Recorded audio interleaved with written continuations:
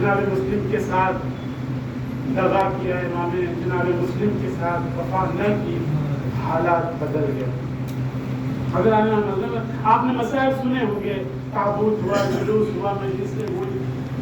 جناب مسلم کو جب گرفتار کیا گیا اور لے کر آئے، اپنے آخری ایام میں، اپنے آخری لمحات میں جناب مسلم کو دیکھا کہ وہ زارو قطار رو رہے تھے، آنکھوں سے اشک جاری تھا۔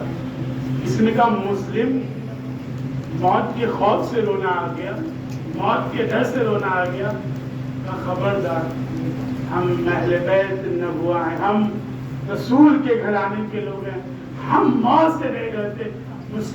مسلم اشکبار کیوں ہے؟ آنکھوں سے اشک کیوں جاری ہے؟ کہ مجھے بس ایک ہی فکر ہے کہ میرا مولا کوفے کے راستے میں ہے۔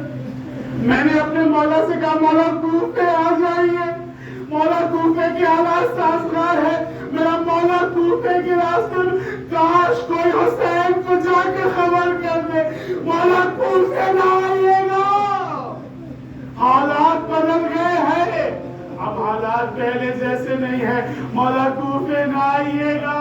ادھر جناب مسلم کو شہید کر دیا گیا، ادھر امام حسین ہے منزل بہ منزل کوفے کی طرف بڑھ رہے ہیں۔ ایک منزل پہ امام حسین نے پڑاؤ ڈالا، امام حسین کا قافلہ رکا، امام کا قافلہ رکا تو کیا دیکھا کہ چند لوگ ہیں، کچھ لوگ ہیں جو کوفے کی جانب سے آ رہے ہیں۔ جب امام کے قریب آئے، امام نے کہا کوفے کی کیا خبر ہے؟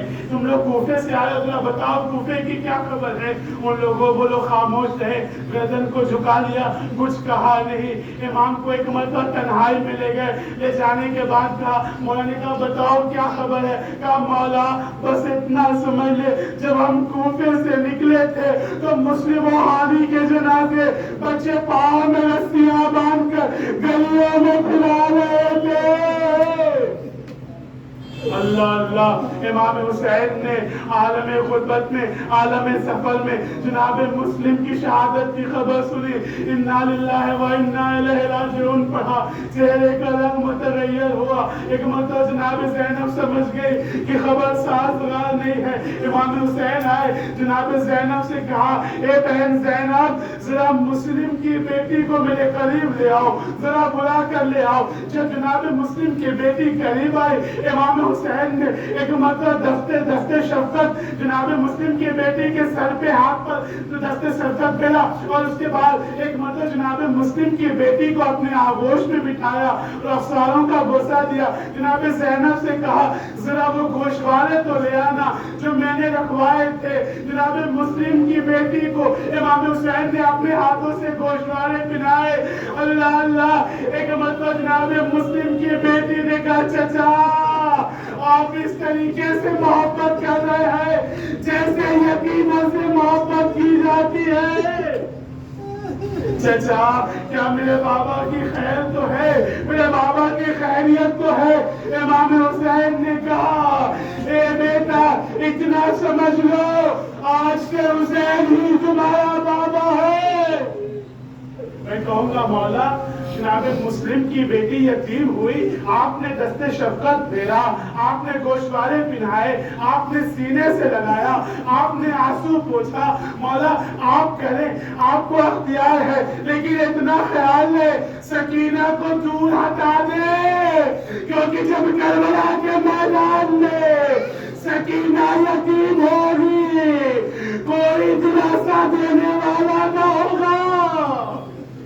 مولا کون ہوگا جو سکینہ کو دلاسا دے گا؟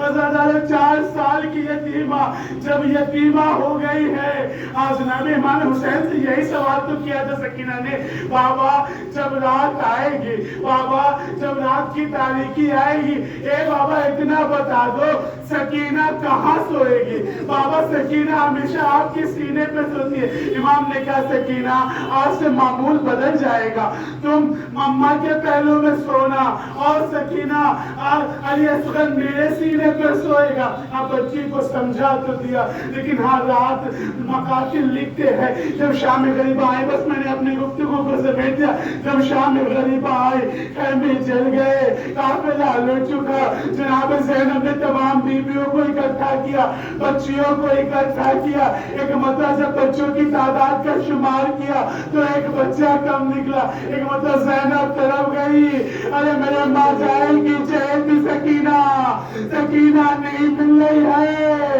آزا ڈالو، عجیب محبت ہوتی ہے بیٹیوں کو باپ سے، آزا ڈالو۔ ایک مرتبہ جب جناب زینب نکلی مقتل کی طرف، آواز دیتی جاتی تھی، سکینہ کہاں میری بچی آواز دو، سکینہ کہاں میری بچی آواز دو۔ جب آواز دیتے مقتل میں پہنچی، ایک کتے ہوئے ایک لاش بریدہ سے آواز آئی، زینب آہستہ آہستہ ادھر چلی آؤ۔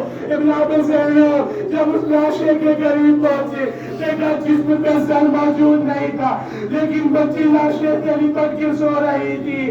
جناب زینب نے سکینہ کو بیدار کیا، بیٹا تم نے کیسے پہچانا کہ یہ تمہارے بابا کا جنازہ ہے؟ جسم پہ تو سر موجود نہیں ہے۔ وہ بھی اما جب میرا دامن جلا، میں مقتل کی طرف بڑھی، آواز دیتی جاتی تھی، بابا بابا بابا۔ اس لاشے بے سر سے آواز آئی، الیہ الیہ یا بنیا سکینہ، میری بچی میرے قریب آ جاؤ۔